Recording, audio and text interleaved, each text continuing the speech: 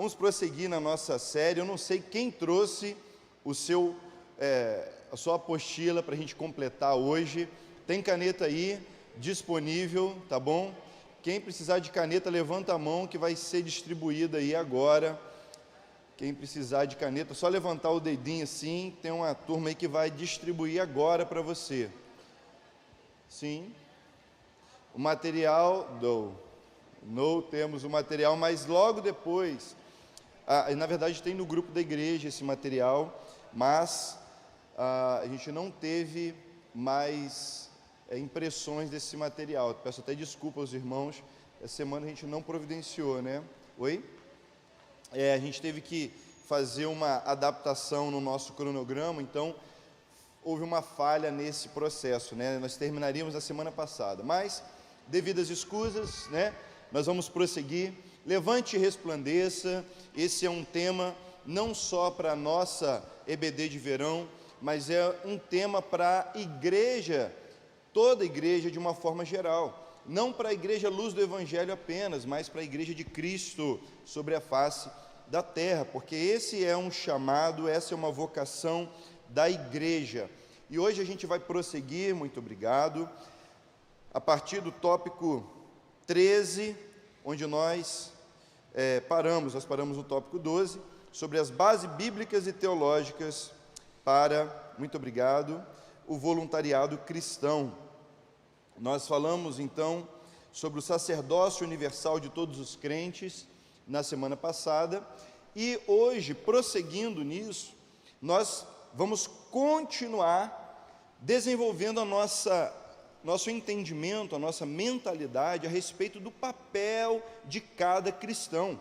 Olha o que acontece, em muitas igrejas, o pastor ele é visto como uma figura imprescindível, ou talvez até uma figura que seja única, não por ser especial, mas por ser o faz tudo.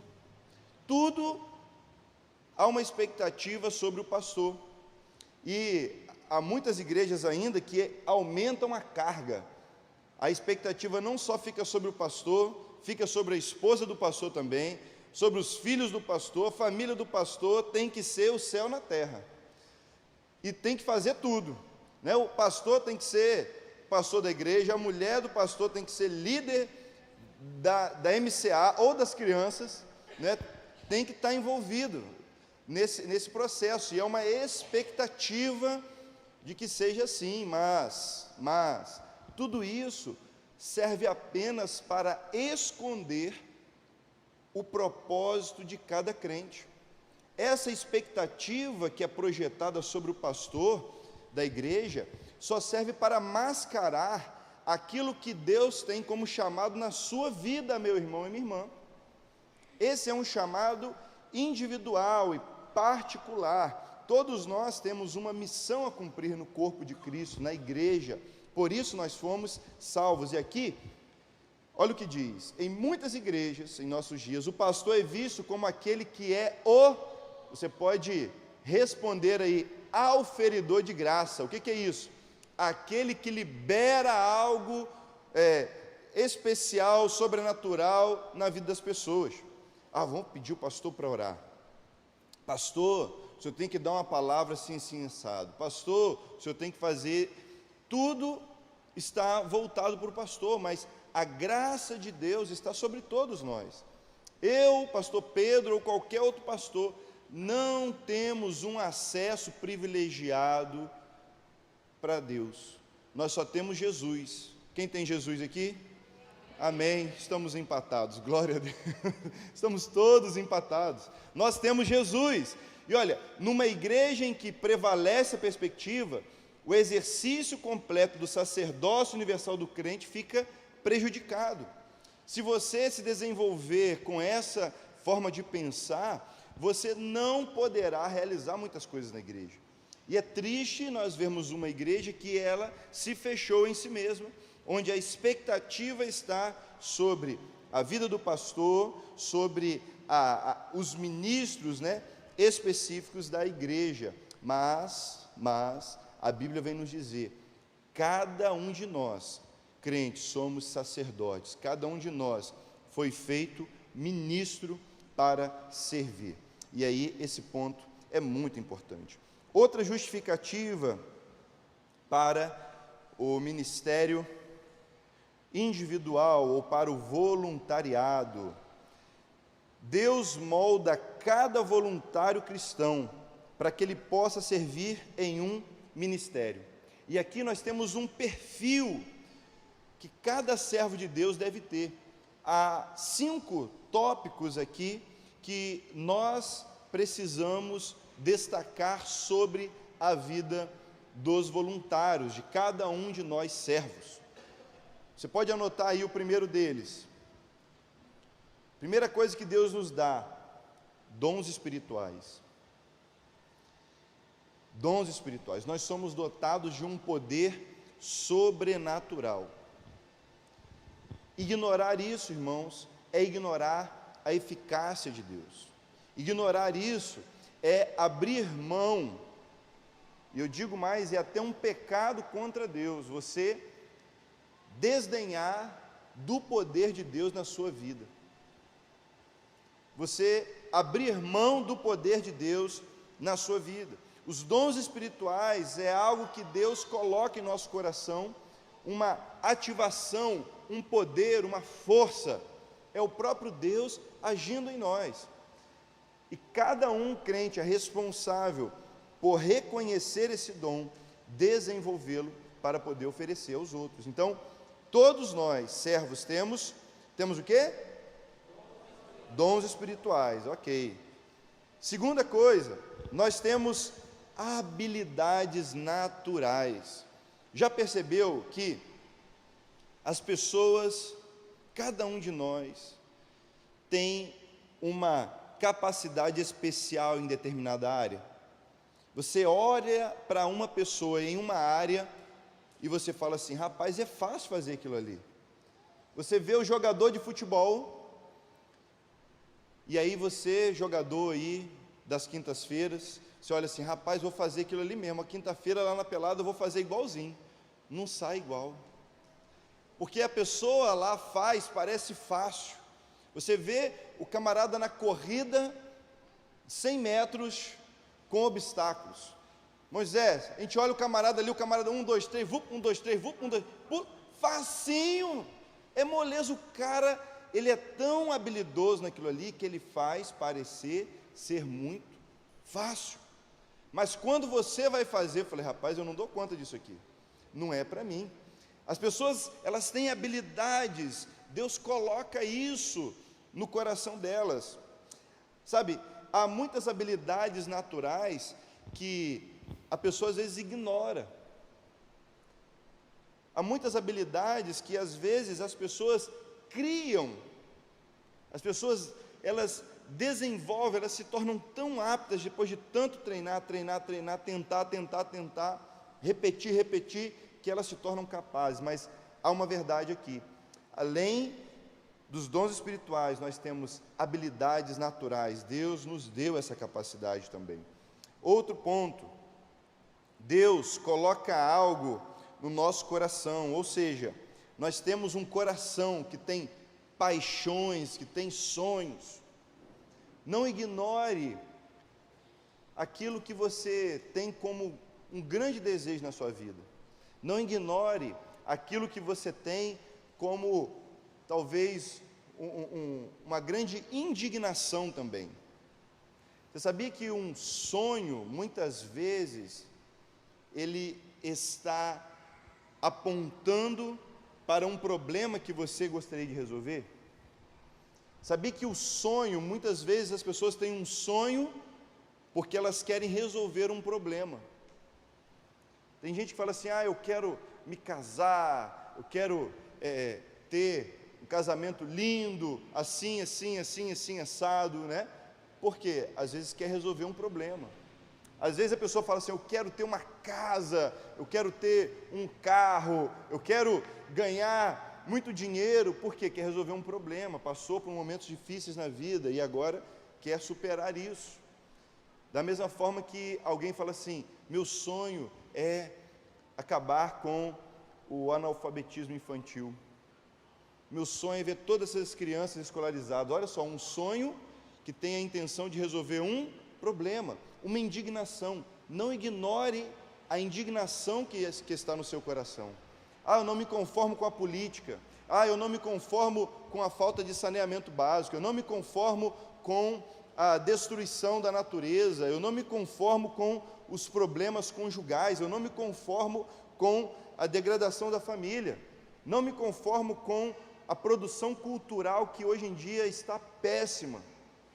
Tudo isso pode estar apontando para um coração onde Deus plantou uma paixão, um sonho que visa resolver um problema. Um ministério muitas vezes nasce disso. O ministério muitas vezes vem dessa ativação, é Deus colocando isso no nosso coração. Outra coisa que a gente ignora, que Deus nos deu uma personalidade. Olha que interessante, Deus te deu uma personalidade, e exatamente você que Deus quer usar. Agora deixe-me fazer aqui uma explicação bem específica sobre a personalidade. Há muitas personalidades que foram moldadas por causa do pecado. Às vezes a pessoa ela sofreu tanto na vida que a personalidade dela ela se torna introspectiva. Ela apanhou tanto, ela sofreu tanto, ela levou tanto murro da vida dos outros, que ela se fechou, a personalidade muito para dentro. Às vezes a pessoa, para esconder até mesmo as suas mazelas ou a sua tristeza, já tem uma personalidade muito para fora, extravagante, quer chegar chegando. Aqui nós estamos falando de quem você é lá dentro, a sua persona, quem você é no íntimo, de verdade. Para quem te vê sem maquiagem, sem máscara, para quem te vê verdadeiramente despido de toda aquela indumentária de personagem do dia a dia. A sua personalidade dada por Deus, redimida por Jesus, capacitada, fortalecida pelo Espírito Santo. Olha, Deus te deu essa personalidade. Às vezes a pessoa olha aqui, me vê falando, às vezes me vê aqui pulando, saltando, brincando. Eu sou muito introspectivo, não dá para acreditar, mas eu sou introspectivo. Se você viajar comigo, no carro ou em qualquer lugar, você vai ver que eu vou ficar caladinho, não vou falar nada. Se você cutucar, eu vou responder. Se você perguntar, eu vou falar. Eu sou muito na minha personalidade é meio de Elias na caverna, entendeu? Uma personalidade mais fechada. Não parece, mas quem eu sou. Mas Deus usa cada um de nós como nós somos. Deus usa o mais alegrinho, Deus usa o mais tristinho, Deus usa o intermediário nesse processo, Deus usa aquele irmãozinho que é mais bravinho, né? Já viu aqueles irmãos que andam assim, meio bravinho, batendo o pé? Deus usa todos. As personalidades são dadas por Deus. Então não ignore isso, não pense assim, isso não é para mim por causa da minha personalidade. Diga a você, é para você por causa da sua personalidade. Deus te mandou para esse mundo com uma bagagem, e essa bagagem foi preparada por Ele, amém? Você crê nisso? Amém? Personalidade. E um último ponto que você pode anotar, eu acho que você já até escreveu tudo isso aí, que eu sei que você é rápido, né? É um servo, é um ministro, é um voluntário muito eficiente. Experiência. Isso aqui é muito legal, porque você vai desenvolvendo na sua vida algumas experiências muito específicas. Esses dias, a gente lá em casa estava assistindo um trecho de uma série sobre clonagem, não foi? Sobre clonagem. E os estudiosos lá, os cientistas disseram que já há o potencial, a capacidade de clonarem seres humanos, né? E aí, aquela pergunta, né? Já pensou se fizer um clone meu? Já pensou se fizer um clone seu? Eu digo a você, nunca será como eu sou, nunca será como você é, porque nós somos não somente uma massa biológica. Você não é simplesmente um ser cujo o DNA descreve tudo que você é. Você não é um texto químico. Você é as suas memórias. Você é as suas experiências. Você é aquele dia que você atravessou a rua, tropeçou. Você é aquele dia que você achou dinheiro na rua. Você é aquele dia que ganhou um abraço. Você é aquele dia que estava chorando no berço um tempão e sua mãe não ouviu. Você é essa pessoa. Você é essa experiência do trauma. Você é essa experiência da cura. Você é essa experiência da traição, do erro e do acerto. Você é essa pessoa. A sua experiência trouxe você para esse lugar, para ser quem você é. Sou o que sou. Vamos repetir isso aí? Vamos dizer? Sou o que sou. É a sua experiência. Aí alguém pergunta assim: pastor, e quando eu for para o céu eu vou lembrar? Olha, se você é a sua experiência, e se você chegar lá no céu e não lembrar de quem você não é mais você. Você tem que lembrar de tudo, tem que saber quem você é, senão não faz sentido. Entenderam? Não faz sentido. Para quê? Jesus vai me dar uma lavagem cerebral. Faz logo agora. Nós vamos nos lembrar, até para você se lembrar do seu pecado lá atrás. Você falar: olha, Jesus é gracioso, misericordioso. Olha de onde Ele me tirou, olha o que Ele fez na minha vida. Tudo isso vai fazer sentido, mas nós somos nossas experiências. Não ignore. Você sabia que muitos ministérios nascem de traumas? Pessoas que muitas vezes fizeram um tratamento severo contra um câncer, que enfrentaram uma batalha enorme, talvez em uma situação, em uma área da sua vida, quem sabe uma batalha judicial, quem sabe sofreu com a separação dos pais, pessoas que talvez sofreram fortemente com um abandono, com um desprezo, com a morte de alguém. Essas pessoas que tiveram experiências que as jogaram no fundo do poço, quando saem de lá, geralmente, faz nascer um ministério.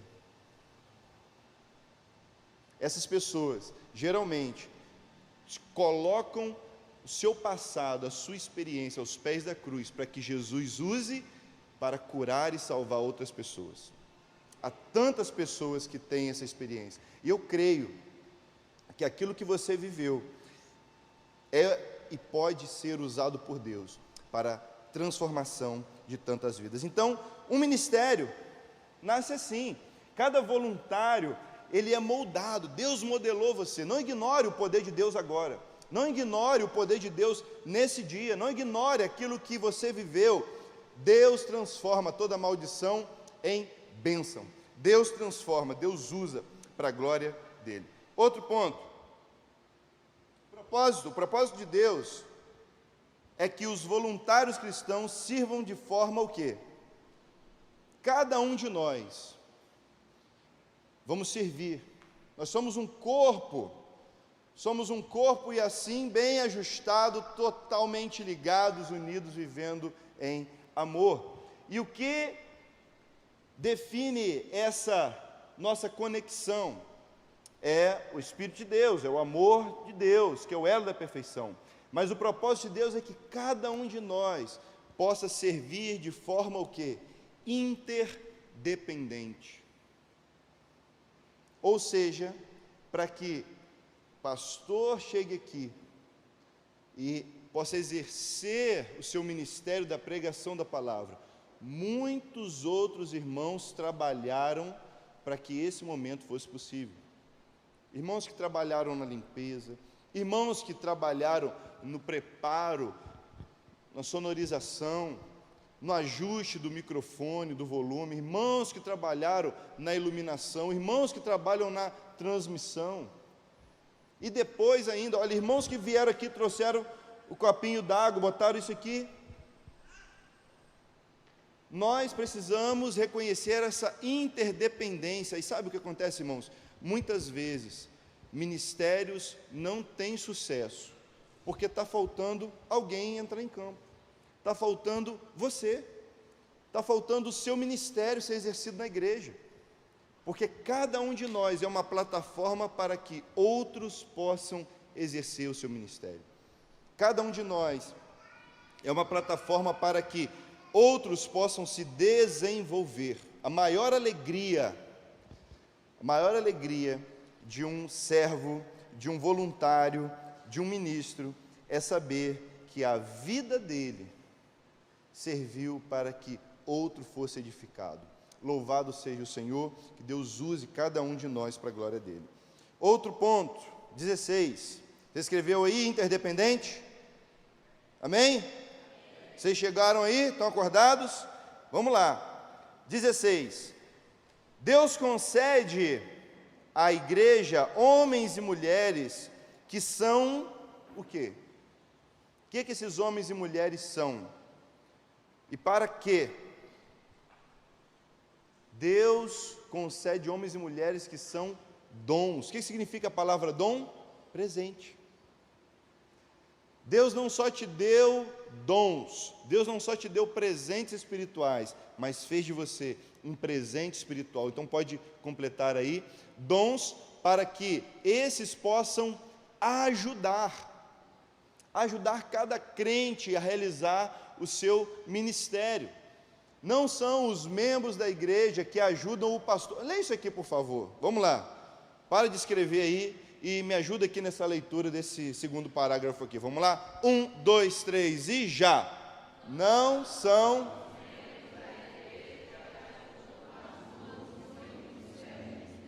Mas o pastor...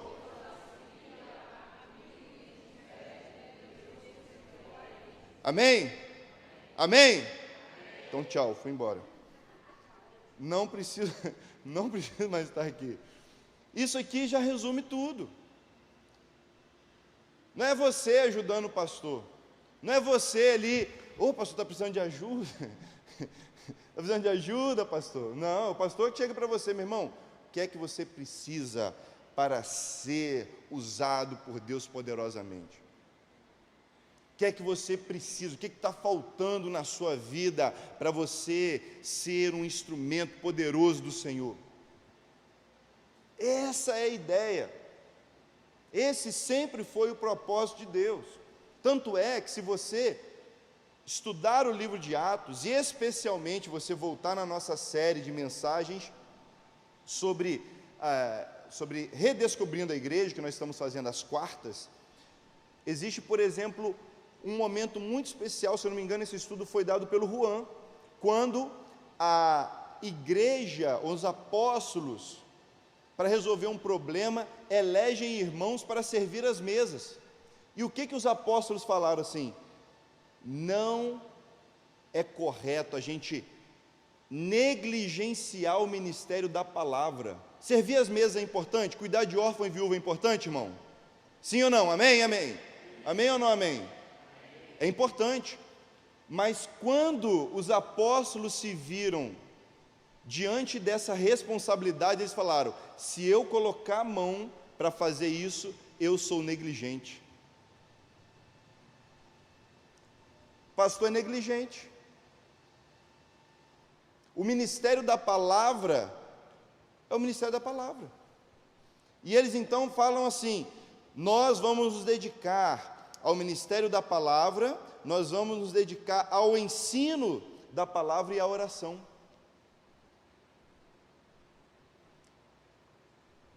Estou certo ou estou errado? É a Bíblia que está dizendo. E aí você vê quanto é importante você, cada um dos irmãos, se levantarem para responder a tantas demandas que há na igreja. Cada um de nós tem verdadeiramente um chamado, cada um de nós tem uma responsabilidade. Então, não é você que ajuda o pastor, é o pastor que ajuda você, o seu líder que ajuda você a cumprir o seu ministério. Ponto 17, ponto número 17, nós temos 16, vamos para 17. O voluntário cristão tem a consciência que quando está servindo, serve não apenas a quem? Eu ouvi alguém responder, fala mais alto, por favor. Aos homens. Você, quando faz alguma coisa, você não está fazendo aos homens, mas prioritariamente a Deus.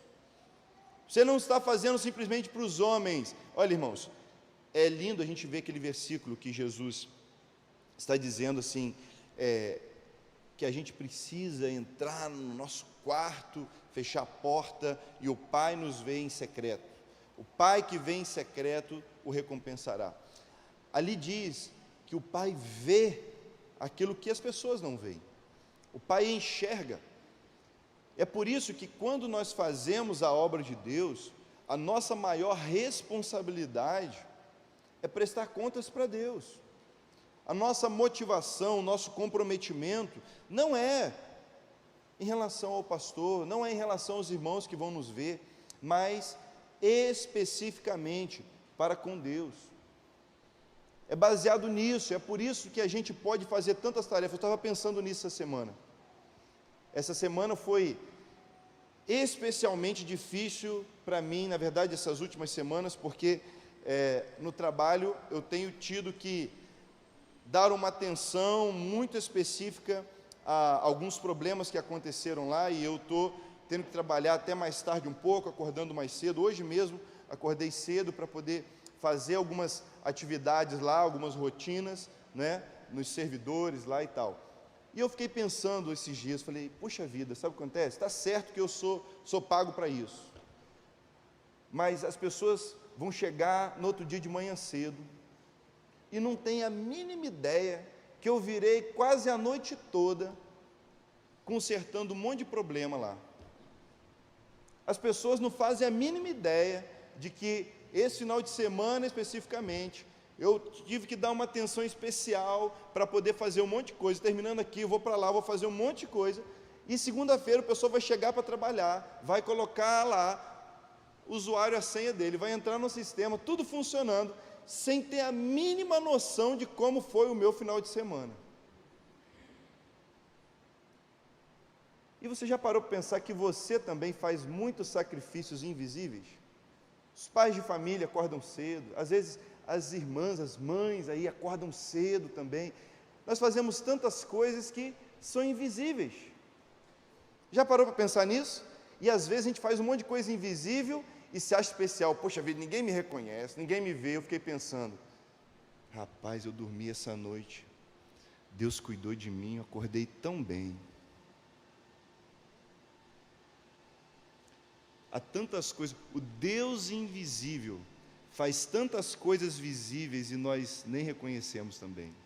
Não há ninguém que trabalhe como Deus, não há ninguém que faça coisas tão secretamente como o nosso Deus por cada um de nós, né? E aqui, o exemplo do servir está posto. Cada voluntário também tem essa consciência de que faz para que Deus o veja, para que Deus o perceba, para que Deus seja honrado, para que Deus seja glorificado. Nós fazemos não aos homens, os homens recebem, os homens vão ter um impacto talvez indireto. Você sentou na cadeira aí, quem botou essa cadeira para você ir? Você sabe? Não sabe. Quem que limpou aqui? Talvez você não saiba. Mas você está tendo um impacto indireto desse cuidado. Porque nós fazemos para o Senhor, para o Senhor. Outro ponto. Em casa, alguém? Vamos lá, o modelo de serviço para o voluntário cristão é quem? O próprio Jesus, ou o próprio Cristo. Você pode dizer aí, ou Jesus, ou Cristo, Messias. Ele é o próprio exemplo para nós. Ele que se esvaziou, Ele que abriu mão, Ele que veio até nós para servir, e Ele diz, eu não vim para ser servido, eu vim para servir. Eu vim para não somente servir, mas morrer servindo. Jesus disse, meu serviço é morrer, meu serviço é morrer vazio, de tal maneira que no seu último momento ele ainda diz, Pai, nas tuas mãos entrego o meu espírito. Ele se esvaziou totalmente, ele se entregou totalmente. e por isso Deus o ressuscitou, como diz Paulo aos Filipenses, no capítulo 2. Outro ponto, 19, você escreveu aí? Cristo. Deus criou cada pessoa em Cristo para a prática do quê?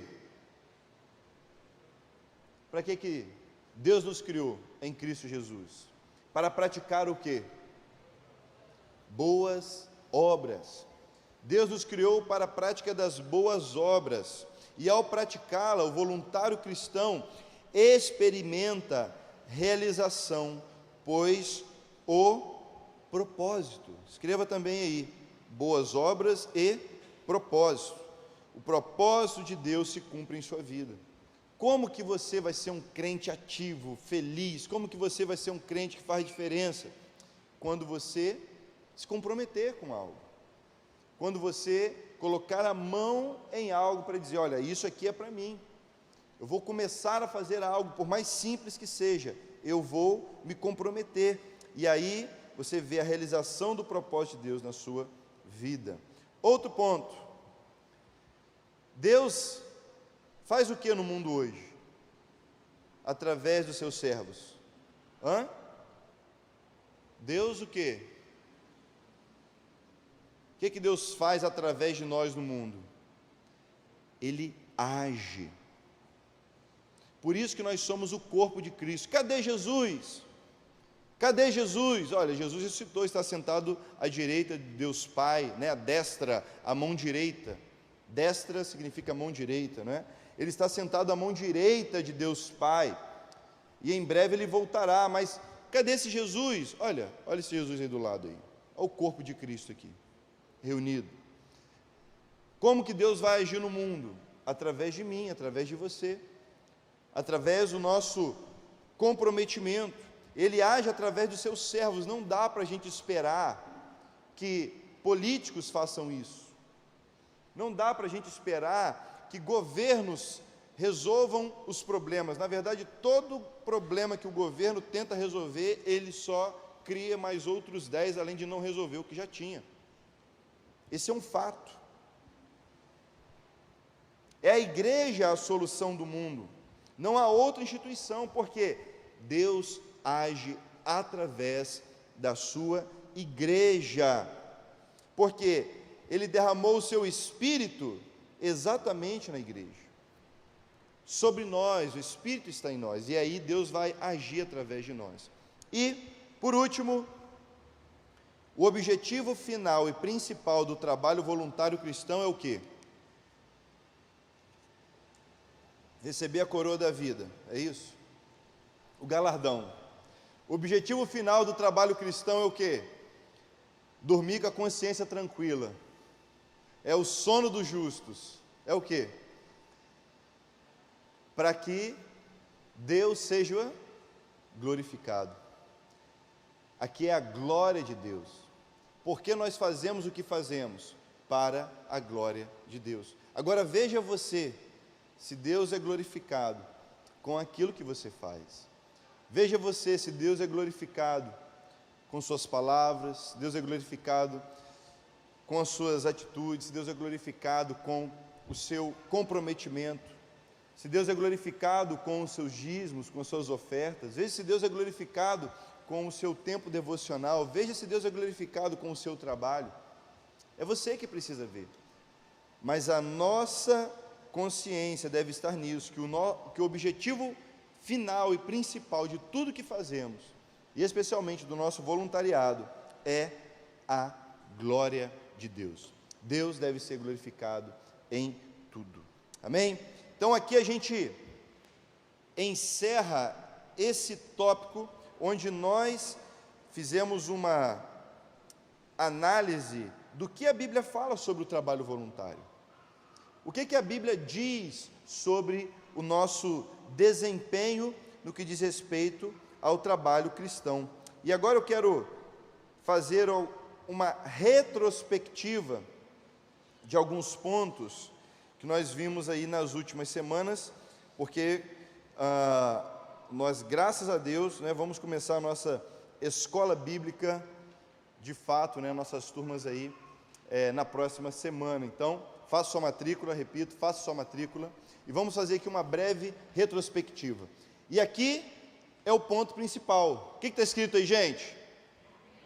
Então, você pode me ajudar a pregar isso para quem está do seu lado aí, falar com o seu irmão, diga para o seu irmão, fala, meu irmão, faz o quê? Vê se ele está com a chuteira aí. Vê se está com a chuteira. Vê se o pé está calçado com as sandálias, né, da preparação, da pregação do Evangelho, como disse o apóstolo Paulo aos Efésios. Entre em campo. E agora, nós aprendemos tantas coisas. Você ouviu tanto de coisa aqui. 3 domingos a gente refletindo sobre o serviço cristão, voluntariado cristão. E agora, o que é que eu preciso fazer? Entrar em campo. É preciso agora tomar alguma decisão, dar alguma resposta a respeito de tudo aquilo que ouvimos. Olha, o mais importante, irmão, não é o que você aprende. Muitas vezes nós aprendemos muitas coisas. O mais importante é aquilo que você decide. Hoje, o que é que você decide? Hoje, qual vai ser a sua resposta para Deus? E aqui é entrar em campo. Lembra que nós vimos a respeito do nosso meio de vida e nossa missão de vida, está aí? Não está? O nosso meio de vida e missão de vida? Era para colocar aquele... Vê se dá para achar aí, nosso meio de vida e missão de vida. Nós descobrimos nesse estudo que nós temos um meio de vida, que é o nosso trabalho cotidiano, é aquilo que muitas vezes coloca o sustento na nossa casa, é onde nós temos ali uma recompensa direta ou regular, né, do nosso esforço, do nosso trabalho. Esse aí é o seu meio de vida. Mas talvez, e para a maioria das pessoas, essa não é a fonte de realização da pessoa. Essa não é a origem que dá satisfação ao coração. Porque uma coisa é o meio de vida e outra coisa é a missão de vida. Nós vimos então que há uma diferença entre o meio de vida e a missão de vida. O meio de vida é aquilo que eu faço para viver, e a missão de vida é o que eu vivo para fazer. O que é meio de vida? Faço para viver. O que é meio de vida? E o que é missão de vida? Fala mais forte aí. Missão de vida? Vivo para fazer. Eu vivo para fazer isso, eu fui criado para isso. E aí precisa haver um despertamento, uma resposta de nós, igreja. Porque a igreja jamais, agora vai. A igreja jamais atingirá o seu o quê? Potencial máximo de redenção sem um número cada vez maior de voluntários entusiasmados. A igreja jamais conseguirá cumprir o seu propósito em Deus sem que haja homens e mulheres dispostos a servir, a se comprometer, a dizer, olha, o que tem para fazer? Eu vou fazer algo, eu vou me lançar, eu vou me responsabilizar. E mais, cada membro também precisa ser conscientizado de que ele foi salvo para servir. Você não foi salvo para ficar esperando aqui na terra Jesus voltar para depois ir para o céu. Você não foi salvo para ficar sentado nessa cadeirinha bonitinha, né, com um ar-condicionadozinho refrescante. Você não foi salvo para poder daqui a pouco ir ali beber uma aguinha gelada, ou para fazer como nós fizemos ontem, vir no encontro dos homens. Cadê os homens que vieram ontem no encontro? Entre amigos, um churrascão top demais, um bate-papo top demais, palavra muito boa, sabe, foi muito legal, foi um encontro edificante demais. Mas a gente não foi salvo somente para isso, para participar dos eventos, para sentar, para ser mero espectador nós fomos salvos para entrar em campo. Você foi salvo para entrar em campo. Não fica parado aí não. Bate no ombro de quem está do seu lado, bate no ombro aí, fala assim: meu irmão, você foi salvo. Fala, você foi salvo para entrar em campo. Você foi salvo para entrar em campo. Você foi salvo para se mover, para botar a chuteira. Vamos embora, vamos lá. Você foi salvo para servir. E existe algo esperando por você, algo aguardando você realmente assumir essa posição. Mas o que eu vou fazer? Nós vamos em breve já ter várias áreas para você se voluntariar para servir. Nós já estamos trabalhando nisso, mas é importante que você se conscientize. O que vier às minhas mãos para fazer, eu vou fazer. Aquilo que tiver para ser feito, eu vou me comprometer, independente do quão simples seja, independente do que seja, eu vou servir, porque eu tenho um papel a desempenhar no corpo de Cristo. E olha aqui, próximo ponto, uma responsabilidade. Olha, o pastor e a igreja, ambos precisam estar dispostos, ambos precisam estar prontos para repensar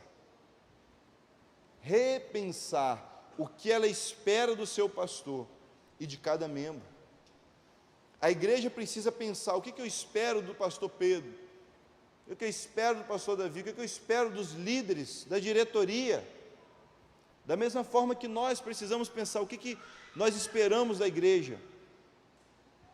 Nós não esperamos que a igreja aqui fique cheinha. Olha que legal, sucesso, irmão, nosso evento deu um monte de gente. Olha que sucesso, a minha classe está cheia de gente. Olha que sucesso, o PGM está cheio de gente. Gente, isso não é sucesso, gente. Isso não é sucesso. Olha que coisa linda, o tanto de gente que vem. Não é assim que a gente contabiliza, não é.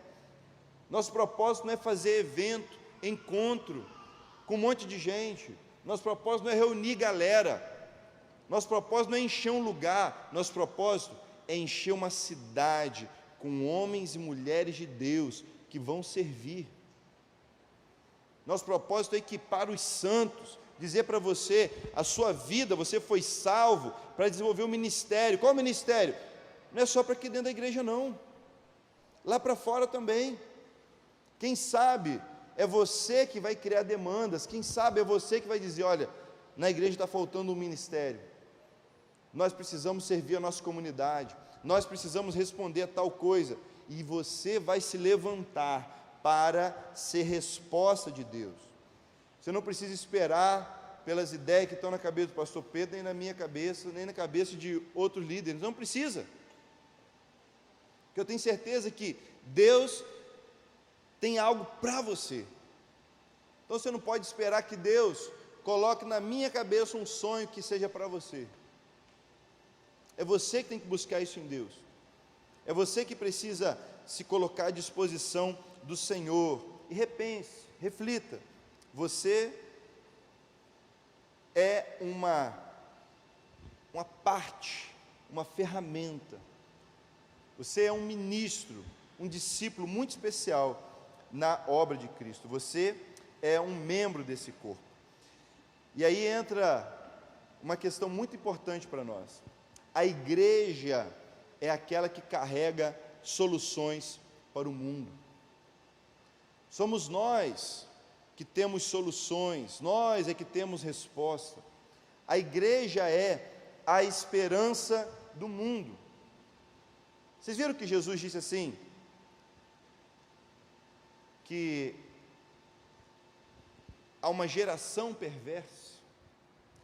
Jesus, em vários momentos, ele disse: o príncipe desse mundo. E a Bíblia nos diz que o mundo jaz no maligno.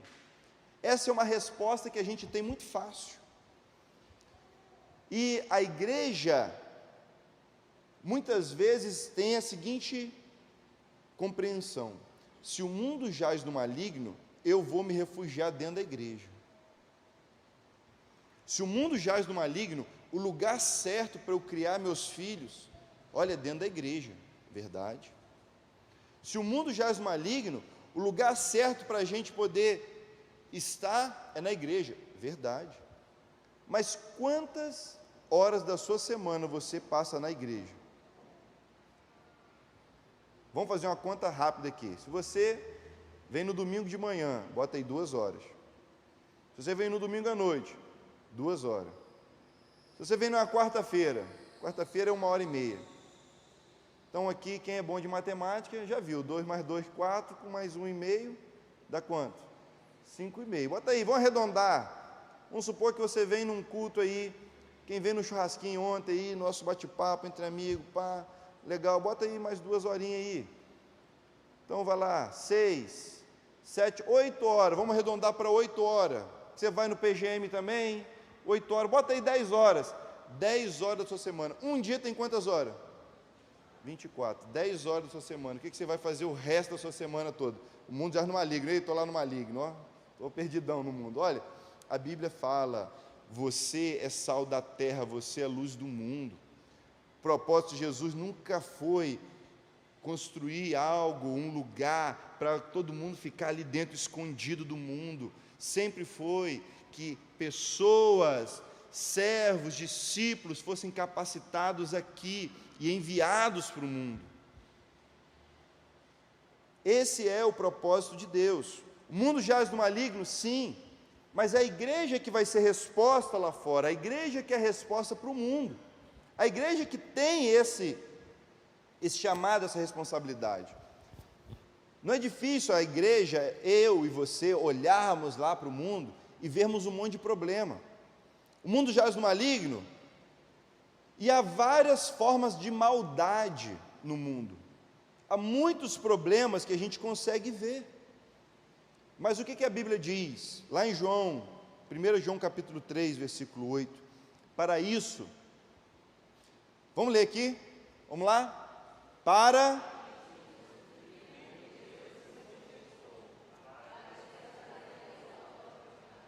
desfazer as obras do diabo. Desfazer as obras daquele que veio para matar, roubar e destruir. Filho de Deus, Jesus se manifestou para desfazer as obras do diabo. E o que ele fez? Ele morreu na cruz do Calvário, perdoou os nossos pecados, ele fundou a sua igreja, ele nos salvou. Para que ele nos salvou? Para desfazer as obras do diabo. Toda maldade no mundo encontra sua resposta na igreja. A igreja é a resposta a essas necessidades. E olha quantas áreas. A igreja é a resposta para os quebrantados, a igreja é a resposta para o sofrimento, para as guerras, para a pobreza, a igreja é a resposta para a fome. Irmão, não tem isso aqui do nosso lado. A igreja é a resposta para o ódio, a igreja é a resposta para a ganância, a igreja é a resposta para famílias destruídas, idosos abandonados. A igreja é a resposta para a falta de água. Muitas casas em Marabá não têm água de qualidade. Uma coisa tão simples, e não só aqui, mas no mundo. A igreja é resposta para os solitários, a igreja é resposta para a agressão ao meio ambiente, para a tragédia das doenças que são tão difíceis, como a AIDS, como o câncer. A igreja é resposta para o vazio espiritual. Olhe, levanta os olhos para ver os campos brancos. Há muitas coisas que precisam ser feitas, muitas necessidades. E somente alguém que não é desse mundo pode suprir as necessidades que esse mundo tem. Jesus disse: vocês não são desse mundo. E é por isso que Ele nos envia ao mundo, para que a gente possa entregar aquilo que Deus colocou em nós. Aqui tem um quadro interessante. Vamos lá. O que está escrito aí?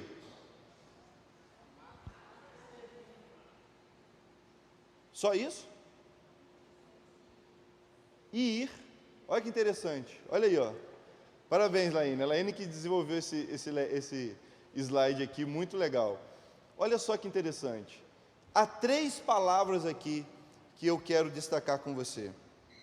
Somente a igreja é capaz de amar. Somente a igreja que é capaz de enxergar o próximo como Deus o vê. A gente pode sensibilizar muitas pessoas. A gente pode criar campanhas publicitárias, como muitos fazem aí. A gente pode criar peças de propaganda para alcançar as pessoas e as pessoas ficarem, olha, ontem eu recebi no meu e-mail uma campanha dizendo assim, eles estão sendo mortos de forma brutal. Eu falei, meu Deus, quem está sendo morto de forma brutal? Quando eu abri o e-mail, estava lá, os tubarões sendo pescados. Eu falei, não, o tubarão ele é bonzinho para matar, né? Primeiro ele vai, né? O tubarão não mata de forma brutal, não. Está certo que o homem tem que cuidar. Mas olha só as peças, as campanhas. Sabe, a gente pode até fazer coisas para sensibilizar as pessoas, mas só Jesus pode fazer alguém amar o seu próximo como a si mesmo. Você não pode esperar de nenhum político, você não pode esperar de nenhum governante, você não pode esperar de nenhuma outra liderança, senão de um servo de Jesus. Amar. Outra coisa, somente a igreja é capaz de se importar e ir. Somente a igreja. A gente pode até convencer algumas pessoas a, de alguma forma, participar, de alguma forma, sabe, dar uma atenção para certo caso, para certo problema, mas nós não seremos capazes de fazer as pessoas a renunciar por uma causa, por uma necessidade, por alguém. Só Jesus pode fazer isso, só a igreja que tem esse privilégio. E também, só a igreja é capaz de agir para servir de verdade. A gente pode até contar com a ajuda das pessoas, mas jamais nós teremos o comprometimento delas, porque só Jesus faz a gente colocar a mão no arado, sem olhar para trás. Só Jesus é que sustenta a gente no momento mais difícil, na vontade de desistir, na vontade de deixar tudo para trás. Só Jesus é que faz a gente permanecer no serviço. Portanto, é a igreja que é essa resposta. E sabe, nesse mundo que a gente vive, com tantos problemas, tantas necessidades, você sabe qual que é a maior descoberta? Sabe qual que é a maior descoberta? Qual que é a maior descoberta que a gente tem nesse mundo? Pode passar. Cadê? Isso. Olha aqui a maior descoberta que a gente tem. O que está escrito aí?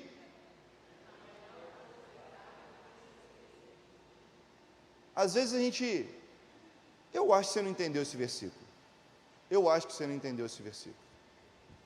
Porque eu achava que eu entendia, e depois de tantos anos de vida cristã, eu comecei a entender. Certamente você é mais inteligente do que eu, mas eu vou explicar por via das dúvidas. Esse é meu papel. Esse é meu ministério. Melhor coisa é dar do que receber. Sabe o que é isso? É muito melhor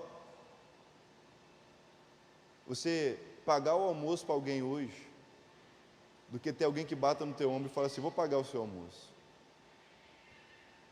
É muito melhor você dar um abraço em alguém hoje, do que receber um abraço de alguém hoje. É muito melhor você dar uma atenção para alguém hoje, do que receber a atenção de alguém.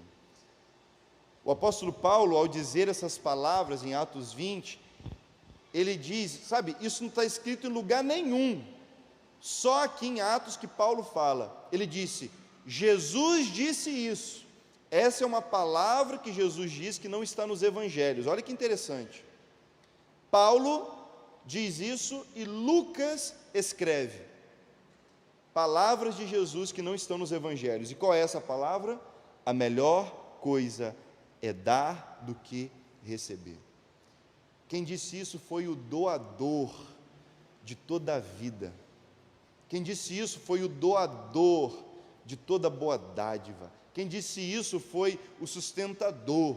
Quem disse isso foi aquele que nos dá a fé. Quem disse isso é aquele que dá todas as coisas. E ele diz: a melhor coisa é dar.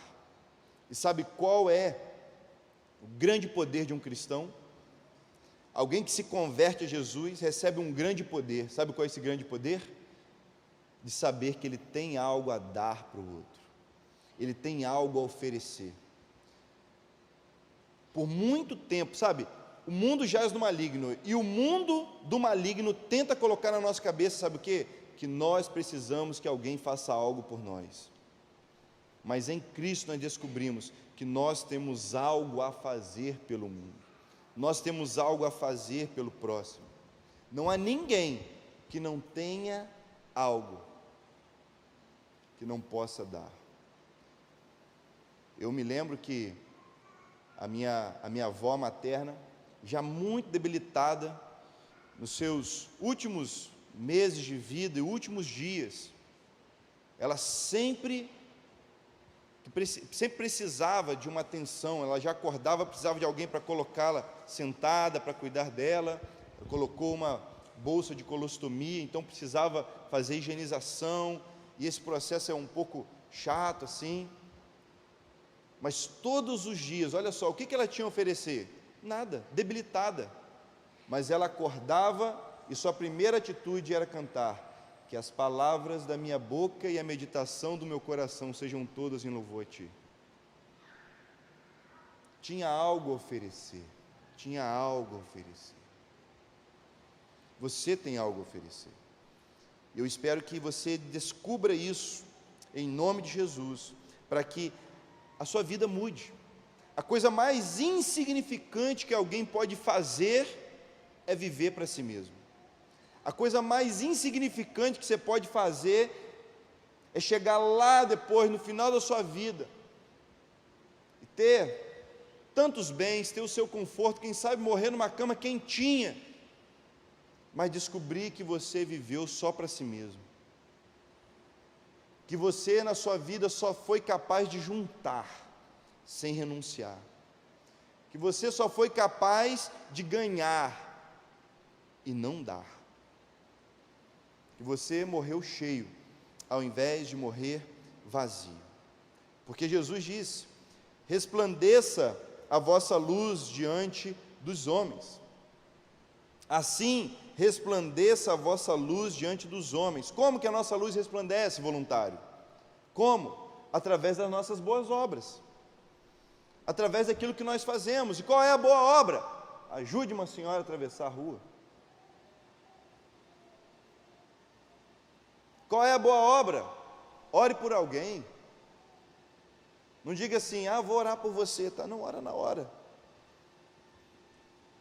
Faça uma boa obra, cuide, se importe, ofereça algo em nome de Jesus, não no seu nome, mas em nome de Jesus. Assim, a vossa luz vai resplandecer diante dos homens, as pessoas verão suas boas obras e vão glorificar ao Pai que está nos céus. Essas boas obras, elas se expressam de muitas formas. É um sorriso, é uma gentileza, é um lanche, uma refeição, uma conversa. Eu vi o testemunho de um homem já de bastante idade. Ele era voluntário para cuidar de crianças no ministério infantil. Um senhor. E certa vez ele, depois que encerrou todo o culto infantil, o encontro das crianças, os pais estavam vindo buscar, e havia uma menininha. Olha só essa história, uma menininha que a mãe estava demorando muito para buscar, e ela então ficou sob os cuidados dele ali, e ele perguntou: o que você quer fazer? Ela disse: lê a história do ursinho Puff para mim. Aí ele: tá bom. Ele foi lá, pegou a história do ursinho Puff, sentou com aquela menininha e leu, e dá-lhe hora. E cadê a mãe dessa menina? Cadê os responsáveis? E aí, quando terminou de ler, a menininha falou: o senhor pode ler de novo? E dali ele lê a história do Ursinho Puff, e ele leu a história do Ursinho Puff. O que aconteceu quando terminou? Lê de novo. Você sabe como é criança? Lê de novo. E nisso vai hora. No meio da última leitura, a mãe da menina chega, vê o que está acontecendo, espera. Quando encerra a leitura, ela se aproxima daquele senhor, um senhor. Olha, a melhor coisa é dar do que receber. Um senhor, investindo o seu tempo ali. E ela diz para ele: olha, me perdoe, eu me atrasei, mas eu fiquei tão feliz porque o senhor estava lendo essa história do Ursinho Puff para minha filha. Meu marido morreu tem 3 anos, e ele lia essa história para ela, sempre que ela pedia. E hoje o Senhor abençoou, de uma forma que o senhor não tem ideia, a vida da minha filha. Melhor coisa é dar do que receber. Quantos aqui sabem ler historinha? Quantos aqui sabem ler historinha? O ministério nasce assim. Insignificante ler para uma criança, ainda mais as criancinhas chatas, às vezes piolentas, né? Chatinho, tio, isso aqui lá. Ontem, terminando ali o encontro ali, estava o Pedro Emanuel guardando as coisas. Aí eu olhei para o lado, os adolescentes, meteram o pé. Eles pensam que eu não vejo, mas eu vejo. Aí ficou só o Pedro Emanuel ali. Pedro Emanuel mais 2 ajudantes. 2 molequinhos. 2 pequenos. Foi o João, Miguel e André e o Andrezinho. Os 2, carregando as coisas. Pegaram meu violão, trouxeram para cá, pegaram o suporte, as coisas tudo aqui. Foi eles, 2 voluntários. Melhor coisa é dar do que receber. Os pilantras, os meliantes, meteram o pé. Vamos lá, vamos cuidar. Os 2 ficaram lá para dar. Ofereceu o seu tempo. E eu digo aos irmãos, quanto que nós nos sentimos recompensados. Sabe, nós vivemos para que no último dia a gente ouça essas palavras aqui da boca de Jesus. Cadê? Vamos ver se a gente vai acertar. Se é isso mesmo. 1, 2, 3 e... O que está escrito aqui? Bom e fiel. Aquela parábola em que Jesus conta dos servos, aos quais ele distribui talentos. A um dá 5, outro dá 3, né? Um dá 5, outro dá 2 ou 3, agora esqueci, e outro dá 1. Pronto. Aí o que tinha 5 ganhou mais 5, tinha 2 ganhou mais 2, e o que tinha 1 fez o quê? Enterrou aquele talento. E aqui, algumas coisas que a gente precisa aprender. Aquele servo que enterrou o talento, olha, parece que foi uma ideia genial, mas Jesus disse para ele: servo mau e negligente, você enterrou esse recurso que eu te dei. Servo mau e negligente. 3 coisas que a gente aprende aqui. Aquele servo conhecia o seu Senhor. Há muita gente que conhece Jesus, talvez você saiba muito sobre Jesus, mas talvez esteja a ponto de ouvir dele: servo mau e negligente. Porque não importa o quanto você conhece, ter uma experiência intelectual com Jesus, o que importa é o que você está fazendo com aquilo que ele te deu. Outra coisa que aquele servo tinha, e que ele realizou, ele protegeu o seu talento. Talvez a gente ache uma ideia muito incrível: olha o meu talento, olha o meu dom. Não, só vou me dedicar ao meu dom. O meu dom é esse, eu só vou fazer isso, vou cuidar dele direitinho, mas nunca vou ter a responsabilidade de fazê-lo desenvolver, de fazê-lo crescer. Aquele servo, ele não se arriscou, ele, na verdade, evitou os riscos, o risco da crítica, o risco de errar, o risco até mesmo de pecar, o risco de não atender as expectativas. Ele não recebeu nenhuma crítica das pessoas, porque ele guardou o talento, ele enterrou o talento, mas ele recebeu a crítica de Jesus, que era de quem importava, era para quem ele deveria prestar contas. E o que importa? O que é que vale mais? A crítica das pessoas ou o elogio de Jesus, servo bom e fiel? Nós vamos errar, você vai errar, sem dúvida. Mas importa a gente viver, não para proteger o nosso talento, mas para desenvolvê-lo. E por último, aquele servo, ele devolveu o talento da mesma forma que recebeu. Talvez você ache também muito incrível. Olha, peguei a bicicleta de fulano emprestado, devolvi limpinha. Peguei o carro emprestado, olha, devolvi com o tanque cheio, dei aquela limpeza no carro, olha que benção. Você acha que talvez você fez uma coisa incrível. Aquele servo, ele devolveu exatamente aquilo que recebeu. Nós vamos prestar contas para Deus, nós vamos devolver o quê? Aquilo que nós recebemos? Mal e negligente.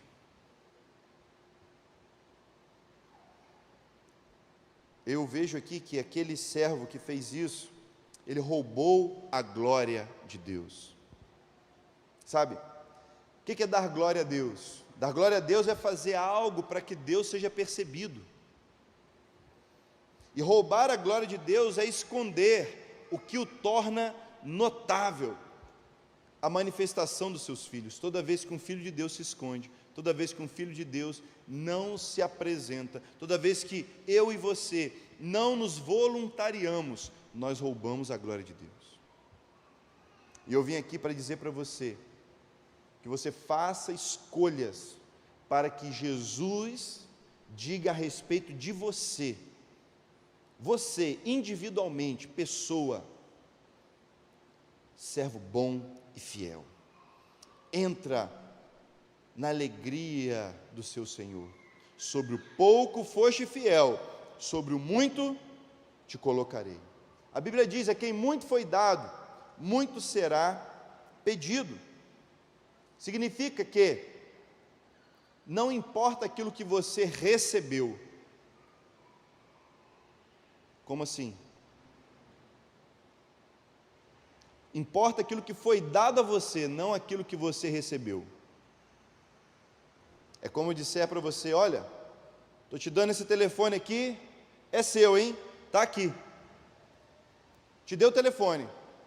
Você recebeu? Enquanto você não vier buscar, você não recebeu. Mas foi dado a você. Tem uma herança lá, olha, está aqui.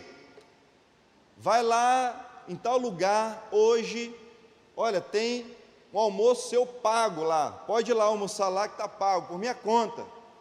Aí você fala assim, vou lá nada, não, deixa isso quieto, estou cansado, vou para casa, vou dormir. Foi dado? Sim, mas foi recebido? Não. A quem muito foi dado, Deus deu, você recebeu? Você será cobrado aquilo que foi te dado. Procure os seus dons, procure aquilo que Deus deu a você, para que você receba, para que você aperfeiçoe aquilo, para que você desenvolva aquilo. E caminhando aqui para o nosso finalmente, amém? De modo que não lhes falta nenhum dom espiritual. Paulo escrevendo para a igreja de Corinto, e eu creio que essa é uma verdade sobre a nossa igreja. Não nos falta nenhum dom espiritual, não falta nada, você não precisa de nada mais para começar a servir, para começar o seu ministério, para começar a se comprometer. Você não precisa de mais nada, depois de todos esse tempo de ensino aqui. Você não precisa de mais nada, a não ser começar. Não lhes falta nada, a não ser dizer, Senhor, eu vou fazer algo, para que o Senhor seja visto e reconhecido, para que a sua glória se manifeste, para que eu possa, junto com Jesus, pelo poder que há no nome de Jesus, desfazer as obras de Satanás, trazer o reino sobre a face da terra. Afinal, há muitas formas de servir, mas a essência é uma só. É quando a gente diz, Senhor, eis-me aqui, envia-me a mim. Que hoje Deus possa encontrar corações dispostos a dizer, eis-me aqui, amém? Eis-me aqui, não lhes falta nada, melhor coisa é dar do que receber. Você é o ministro de Deus. Fique de pé no seu lugar, vamos orar a respeito dessa palavra, a respeito da nossa vocação e do nosso chamado. Nós temos muito a fazer, há muitas necessidades, há muitas demandas, mas que você diga hoje para Deus: Deus, eis-me aqui, eu não sei nem o que eu vou fazer, Deus, eu não sei nem por onde eu vou começar, Deus, mas coloca no meu coração, feche seus olhos e começa a falar com Deus. Eu vou te emprestar a minha oração nessa manhã. Você pode ir refletindo sobre o que você vai ouvir, ouça e vá falando com Deus. Diga: Deus, eu não sei nem por onde começar, eu não sei o que fazer, eu acho que eu não tenho nada para oferecer. Deus, eu quero tanto colocar isso em prática, mas por onde eu começo? Peça a Deus: Deus, coloca sonhos no meu coração, expande a minha visão. Deus, ilumina desde os céus com a tua luz a minha mente. Coloca, Senhor, no meu coração entendimento a respeito de por onde eu posso começar, do que precisa ser feito. Deus, abre os meus olhos para as necessidades, para os problemas, para aquilo que precisa ser resolvido. Deus, eis-me aqui, me usa para a sua glória, me ajude a começar, me ajude a dar um passo, me ajude, Senhor. Eu quero fazer a tua obra, eu quero ser usado por ti. Quem sabe você recebeu um chamado de Deus para abrir um pequeno grupo, quem sabe você recebeu um chamado de Deus para ser um hospedeiro, quem sabe você recebeu um chamado de Deus para tantas áreas nas quais você tem habilidades, você tem tantos dons, tantas capacidades, você sabe disso. Simplesmente diga: Deus, eis-me aqui. Deus vai restaurar as suas forças, Deus vai tirar de você o cansaço, Deus vai curar as suas dores, ou talvez não, talvez você vai fazer essa obra com dores, mas Ele vai te restaurar, Ele vai te sustentar. Não é a questão financeira, não é a questão da saúde, não é a questão da sua idade, não é a questão do seu tempo, não é a questão da sua capacitação, é o Espírito de Deus que habita em você. Portanto, diga para Deus: Deus, eis-me aqui, eu tenho tudo que eu preciso para começar, e eu quero dar esse passo. Senhor, ajuda-nos, livra-nos de viver uma vida miserável, sonhando apenas conosco mesmo, pensando apenas em nós e na nossa família, pensando apenas nas pessoas que fazem parte do nosso círculo de maior intimidade. Deus, livra-nos dessa vida miserável, e usa-nos, Senhor Deus, para a sua glória, para aquilo que será para além da nossa vida, aquilo que vai permanecer como um legado, não somente como uma herança que a gente deixa para os nossos, mas como um legado que a gente deixa para a sociedade, um legado que a gente deixa para os nossos vizinhos, para a nossa cidade, para o nosso país. Obrigado porque nós somos sal da terra e luz do mundo. Que hoje cada um dos seus filhos se levante para resplandecer e fazer a diferença, para amar, se importar e comprometer-se com algo, Senhor. E que em nome de Jesus, hoje mesmo, nós sejamos visitados pelas ideias que o Senhor vai semear desde os céus nos nossos corações. Que recebamos, ó Deus, a visita de anjos, trazendo do Senhor a palavra, a mensagem, direções. Que tenhamos inspirações celestiais, que recebamos um mover que venha dos céus para os nossos corações, a fim, ó Deus, de fazermos nascer aqui e agora algo que está estabelecido no seu coração desde os céus. Que venha, Senhor Deus, o seu reino, que venha o seu governo. Para isso nós fomos salvos, para manifestar as boas obras. Senhor, que de fato as portas do inferno não prevaleçam contra a sua igreja, que a sua igreja seja ativa, atuante, que a tua igreja milite, que a tua igreja vá adiante pelo poder do Espírito Santo, desfazendo as obras de Satanás e manifestando o poder dos céus, a presença do Senhor, para que toda a glória seja dada a Ti em nossas vidas, no nome de Jesus. Amém e amém. Você se levante para servir, para a glória de Deus. Há muito a fazer. Levante os seus olhos e seja uma resposta para a glória de Deus. Amém? Deus abençoe e até logo mais, em nome de Jesus. Faça sua matrícula da escola bíblica.